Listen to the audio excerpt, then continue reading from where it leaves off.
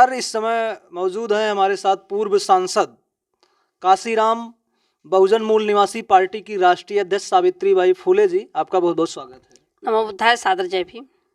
इस समय उत्तर प्रदेश में विधानसभा का चुनाव चल रहा है और तमाम राजनीतिक पार्टियां अपने गठजोड़ में भी हैं और आप गठबंधन में सपा के साथ हैं। तो किस तरह से विधानसभा चुनाव लड़ा जाएगा?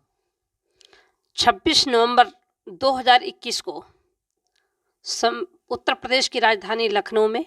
कांशीराम स्मृति उपवन की फील्ड में संविधान दिवस के अवसर पर संविधान बचाने का आंदोलन किया गया और उस आंदोलन में कार्यक्रम के मुख्य अतिथि माननीय अखिलेश यादव जी थे। कार्यक्रम में अतिथि के रूप में बाबा साहब डॉक्टर भीमराव अंबेडकर जी के पौत्र माननीय प्रकाश अंबेडकर जी थे। बाबा साहब डॉक्टर भीमराव अंबेडकर जी के पौत्र माननीय भीमराव अंबेडकर जी कार्यक्रम में थे और कांशीराम साहब जी की बहन माननीय स्वर्ण कौर जी उस कार्यक्रम में थी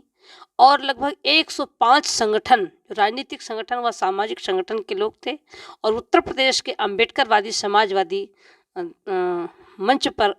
थे। संविधान दिवस के अवसर पर ही संविधान को बचाने के लिए हम लोगों ने शपथ लिया कि आज बीजेपी आरएसएस की सरकार में हमारा भारत का संविधान और संविधान में दिए गए कल्याणकारी योजनाएं आज खतरे में है। बहुजन की आज़ादी खतरे में है, आरक्षण खतरे में है, जिसको लेकर माननीय 26 नवंबर संविधान दिवस के अवसर पर मैंने संविधान की शपथ दिलाई और उसी दिन यह तय किया कि बीजेपी को सत्ता से बाहर करने के लिए, संविधान को बचाने के लिए और बीजेपी को सत्ता से बाहर करने के लिए विकल्प के रूप में माननीय अखिलेश यादव जी को हम लोगों ने चुना। और हम ही नहीं,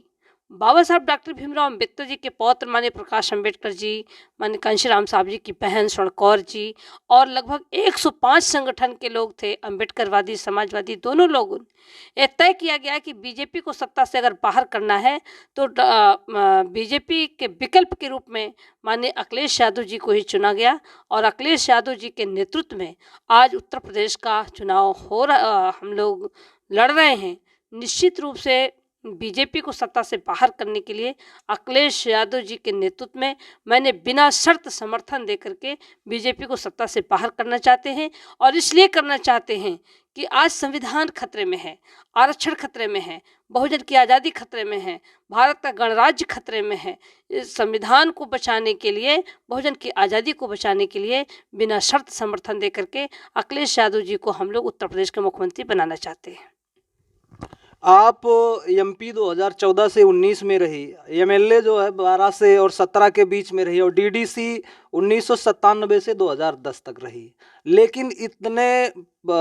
भारत की संसद से लेकर के ग्राम स्तर तक की राजनीति जो है आपकी डीडीसी से रही है, उसके बावजूद भी जब आप आंदोलन में जाती हैं और इनके तानाशाही रवैये की वजह से पुलिस के बर्बरतापूर्वक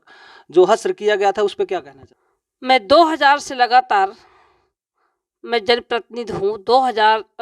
से और 2019 तक मैं लगातार जनप्रतिनिधि के पद पर रही हूँ और जब मैं 2014 में सांसद बनकर के लोकसभा में पहुँची तो लोकसभा में 1 साल तो मुझे लगा समझने में और जब मैं समझ पाई कि बीजेपी आरएसएस की सरकार संविधान को ख़त्म करना चाहती है, आरक्षण को ख़त्म करना चाहती है और तभी से सदन से लेकर सड़क तक मैं आंदोलन करती रही। लगातार छोटी रैली, बड़ी रैली करके 6 दिसंबर 2017 को उत्तर प्रदेश की जनपद बहराइच के नानपारा में 6 दिसंबर बाबा साहब डॉक्टर भीमराव अंबेडकर जी के परिनिर्वाण दिवस के दिन से ही संविधान बचाओ, आरक्षण बचाओ का आंदोलन की शुरुआत मैंने किया और पूरे भारत में, पूरे उत्तर प्रदेश में छोटी रैली, बड़ी रैली कर करके समाज के लोगों को जगाने का काम किया। TV channel, paper, social media के माध्यम से भी समाज को जगाने का काम किया कि 2022 में, 2019 में अगर बीजेपी को सत्ता से बाहर नहीं किया गया तो हमारा संविधान खतरे में है, आज़ादी खतरे में है। आज लगातार हम ही नहीं, पूरे देश और प्रदेश में विपक्ष के लोग बड़े पैमाने पर संविधान को बचाने की बात करते हैं। आज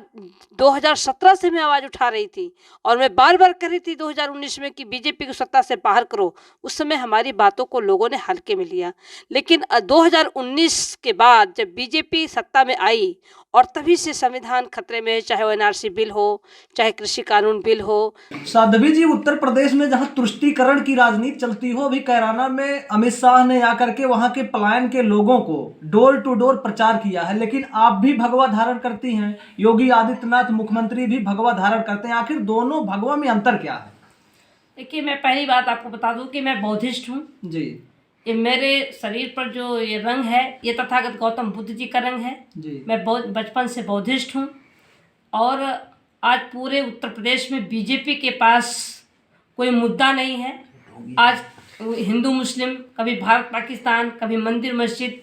कभी हिंदू मुस्लिम करके भारत के बहुजन समाज के लोगों को बांटने का कोशिश कर रही है, बहुसंख्यक समाज के लोगों में तुष्टीकरण फैलाने का कार्य कर रही है। इनके पास कोई मुद्दा नहीं है। आज की तारीख में जहां भारत का गरीब, मजदूर, किसान, बेरोजगार, जहां रोजगार की बात होनी चाहिए, जहां नौकरी की बात होनी चाहिए, जहां उनकी शिक्षा की बात होना चाहिए, स्वास्थ्य की बात होना चाहिए, वहीं पर दिमाग को भटकाने के लिए ये आरएसएस बीजेपी की सरकार मंदिर मस्जिद की बात करके, हिंदू मुस्लिम की बात करके, तुष्टीकरण करके, भारत पाकिस्तान की बात करके समाज के लोगों का दिमाग भ्रमित करना चाहती है। लेकिन आज की तारीख में उत्तर प्रदेश में हमारा जो बहुसंख्यक समाज है वो देश में और उत्तर प्रदेश में, खासकर उत्तर प्रदेश में सुरक्षा चाहती है, न्याय चाहती है, रोजगार चाहती है, सम्मान चाहती है, सम्मान की लड़ाई लड़ रही है। आज हमारे उत्तर प्रदेश में जिस तरीके से बेरोजगार रोजगार के लिए तड़प रहे हैं, गरीब भूख से मर रहे हैं, महंगाई इतनी चरम सीमा पर हो गई है, गैस इतना महंगा हो गया है, सब्जी इतनी महंगा हो गया है, दाल इतना महंगा हो गया है, कड़वा का तेल इतना महंगा हो गया है। महंगाई की तरफ नहीं जा रही है बीजेपी आरएसएस की सरकार, बल्कि तुष्टीकरण की तरफ जा रही है। ये तुष्टीकरण से सरकार नहीं बल्कि विकास के नाम पर आने चाहिए, विकास की बात होनी चाहिए, लेकिन सरकार विकास की बात ना करके तुष्टीकरण की बात कर रही है। इससे जनता अब भ्रमित होने वाली नहीं है। जिस तरीके से बीजेपी आरएसएस की सरकार में अभी कोरोना काल में आप लोगों ने देखा होगा कि कोरोना काल में ऑक्सीजन के अभाव में, दवा के अभाव में, इलाज के अभाव में हमारे गरीब समाज के लोग 42 लाख लोग मौत के घाट उतर गए, जिसको ये बीजेपी आरएसएस की सरकार ना तो लकड़ी की व्यवस्था कर पाई, ना तो उनको दफनाने की व्यवस्था कर पाई। जो 42 लाख लोग मारे गए उसे जेसीबी से भर करके और नदी नालों में फेंके गए और नदी नालों में लाश उबर कर ऊपर आई, तब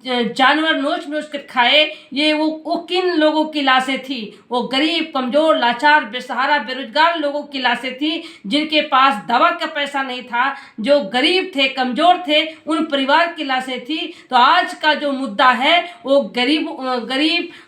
बेरोजगार, महंगाई का मुद्दा है। इस मुद्दे से भटकाने के लिए तुष्टीकरण के तरफ ले जा रहे हैं, हिंदू मुस्लिम की तरफ ले जा रहे हैं। मैं तो उत्तर प्रदेश की जनता से आपकी चैनल के माध्यम से मैं अपील करना चाहती हूं कि बीजेपी को सत्ता से बाहर करने के लिए सभी उत्तर प्रदेश के गरीब, कमजोर, लाचार, बेसहारा, बेरोजगार लोग, वो किसी जात धर्म संप्रदाय के लोग हों, सब लोग एकजुट होकर के और उत्तर प्रदेश में अखिलेश यादव जी को मुख्यमंत्री बना करके बीजेपी का जो कारनामा है इसको उजागर करना होगा, बताना होगा कि ये बीजेपी की सरकार गरीब, कमजोर, लाचार समाज के लोगों के साथ किस तरीके से खिलवाड़ कर रही है। जब चुनाव आता है तो हिंदू मुस्लिम मंदिर मस्जिद की तरफ ले जा रही है, जब चुनाव आता है तो गरीबों के बीच में कच्चा दारू कच्चा वोट, पक्का दारू पक्का वोट, मुर्गा दारू खुला वोट कह करके और पूरे समाज के लोगों को खरीदना चाहती है। आज कभी कहते हैं कि हम गरीबों के खाते में 15 लाख रुपया देंगे, वो 15 लाख रुपए कहाँ गए? जहां गरीब रोजगार के लिए परेशान है वो रोजगार की बात नहीं हो रही है, जहां नौकरी की बात होनी चाहिए वो नौकरी की बात नहीं हो रही है, बल्कि तुष्टीकरण की तरफ ले जाकर के समाज को भ्रमित करना चाहते हैं। मैं उत्तर प्रदेश की जनता से यही अपील करूंगी कि इस तुष्टीकरण के तरफ न जाकर के बल्कि विकास की तरफ जाएं, और वो विकास होगा माननीय अखिलेश यादव जी के नेतृत्व में पूर्ण बहुमत की सरकार बना करके इस बीजेपी आरएसएस की सरकार को निस्तनाबूद करना होगा। ये मैं आपके चैनल के माध्यम से अपील करती हूँ कि सभी लोग एकजुट होकर के अखिलेश यादव जी के पक्ष में मतदान करें और 2022 में पूर्ण बहुमत की सरकार माननीय अखिलेश यादव जी को बनाएं। हमारे साथ पूर्व सांसद सावित्रीबाई फूले जी रही, जिन्होंने बताया कि इस बार के विधानसभा का चुनाव शिक्षा, चिकित्सा और रोजगार पर लड़ा जाएगा, ना कि मंदिर और मस्जिद पे लड़ा जाएगा। फर्क इंडिया के लिए विनोद यादव।